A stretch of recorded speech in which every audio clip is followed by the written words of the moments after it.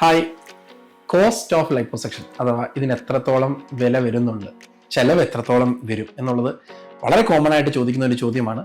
അത് ആക്ച്വലി ഞാനത് ഡീൽ ചെയ്യാൻ ആഗ്രഹിക്കാത്താണെങ്കിലും ഒരുപാട് പേര് ചോദിക്കുന്നത് കൊണ്ട് മാത്രമാണ് നമ്മൾ കോസ്റ്റിൻ്റെ ഒരു സൈഡിലേക്ക് പോകുന്നത്. നമ്മളൊരു മെഡിക്കൽ പ്രൊസീജിയർ ചെയ്യുമ്പോൾ ഒന്ന് അത് ഏതൊക്കെ ഭാഗങ്ങൾ ചെയ്യുന്നു അതിനനുസരിച്ച് നമ്മുടെ പ്രൊസീജിയറിൻ്റെ ലെങ്ത് മാറും. അതിനനുസരിച്ച് അനസ്തേഷ്യയുടെ ഡിഫറൻസ് വരും, ഗാർമെന്റിന് ഡിഫറൻസ് വരും, പോസ്റ്റ് പ്രൊസീജിയറിന്റെ മാറ്റങ്ങൾ ഉണ്ടാവാം. ഇതെല്ലാം കണക്കെടുത്തിട്ടാണ് നമ്മൾ നോർമലി ലൈപ്പോസെക്ഷൻ അല്ലെങ്കിൽ ബേസൽ ലൈപ്പോസെക്ഷന് നമ്മൾ ഒരു കോസ്റ്റ് നിർണ്ണയിക്കുക.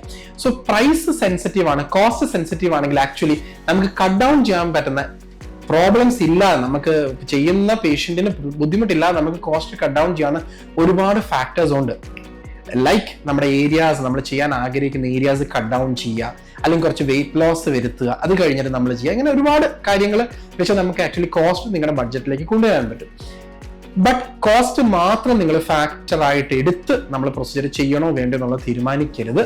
കാര്യം പ്രൊസീജിയറിന്റെ കൂടെ വരുന്ന അല്ലെങ്കിൽ പ്രൊസീജിയറിന് മുന്നുള്ള കാര്യങ്ങളും പ്രൊസീജിയർ കഴിഞ്ഞുള്ള പോസ്റ്റ് പ്രൊസീജിയേഴ്സും ഈക്വലി ഇമ്പോർട്ടൻ്റ് ആണ്. പ്രൊസീജിയർ ചെയ്തതിന് ശേഷം ഓൾമോസ്റ്റ് ഒരു 50% 40% ഇത് കഴിഞ്ഞിട്ട് ചെയ്യുന്ന കാര്യത്തിനെ വെച്ചിട്ടാണ് നമ്മുടെ ഔട്ട്കം നിർണ്ണയിക്കുക.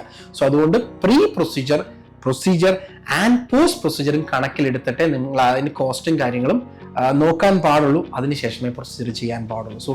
കോസ്റ്റ് ജസ്റ്റ് ഒരു വൺ ഓഫ് ദ ഫാക്ടർ ആണ് പ്രൊസീജിയർ ചെയ്യാൻ. പിന്നെ അതല്ലാതെ ഒരുപാട് കാര്യങ്ങളുണ്ട്. അത് കൺസൾട്ടേഷന്റെ സമയത്ത് നമുക്ക് ഡിസ്കസ് ചെയ്യാവുന്ന കാര്യമേ ഉള്ളൂ.